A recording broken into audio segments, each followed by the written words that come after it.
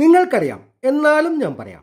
Hotel രുചിയിൽ കിടിലൻ fried rice ആർക്കും തയ്യാറാക്കാം. ഏകദേശം 2-3 പേർക്ക് ഒരു നേരം കഴിക്കാനുള്ള ഫ്രൈഡ് റൈസ് ഉണ്ടാക്കാനായി 1 കപ്പ് ബസ്മതി അരി നമ്മൾ ഇതിനു മുന്നേ പോസ്റ്റ് ചെയ്ത വീഡിയോയിൽ പറഞ്ഞ പോലെ വേവിച്ചെടുത്ത് മാറ്റിവെച്ച് ഒരു വലിയ ചട്ടിയിൽ 2 ടേബിൾ സ്പൂൺ ഓയിൽ ഒഴിച്ച് ഫ്ലെയിം കൂട്ടി വെച്ച് അതിലേക്ക് വളരെ ചെറുതായി അരിഞ്ഞ 1 ടേബിൾ സ്പൂൺ വെളുത്തുള്ളി ചേർത്ത് മൂപ്പിച്ച് ഉള്ളിത്തണ്ടിന്റെ അടിഭാഗത്തുള്ള ഉള്ളി അരിഞ്ഞത് 1/4 കപ്പ് ചേർത്ത് വഴറ്റി 1/4 cup carrot, 1/4 cup beans, 1/4 cup capsicum, 1/2 cup cabbage, 1/2 cup ഉള്ളിത്തണ്ട്, 1 ടീസ്പൂൺ ഉപ്പ് എന്നിവ ചേർത്ത് ചെറുതായി മാത്രം വഴറ്റി 1 table spoon soya sauce, 1/2 table spoon വിനാഗിരി എന്നിവ ചേർത്ത് യോജിപ്പിച്ച് വേവിച്ച് വെച്ചിരിക്കുന്ന ചോറ് ചേർത്ത് നന്നായി മിക്സ് ചെയ്ത് 1/2 ടീസ്പൂൺ മുതൽ 1 ടീസ്പൂൺ വരെ ചതച്ച കുരുമുളക് ചേർത്ത് വീണ്ടും മിക്സ് ചെയ്ത് ഉപ്പ് നോക്കിയിട്ട് ആവശ്യമുണ്ടെങ്കിൽ മാത്രം ചേർത്ത് കൊടുത്ത് ഉപയോഗിക്കുന്നവർ മാത്രം 1 നുള്ളു അജിനാമോട്ടോ കൂടി ചേർത്ത് യോജിപ്പിച്ച് എല്ലാം നന്നായി ചൂടാക്കി സ്റ്റവ് ഓഫ് ചെയ്താൽ നമ്മുടെ അടിപൊളി ഫ്രൈഡ് റൈസ് തയ്യാറായി.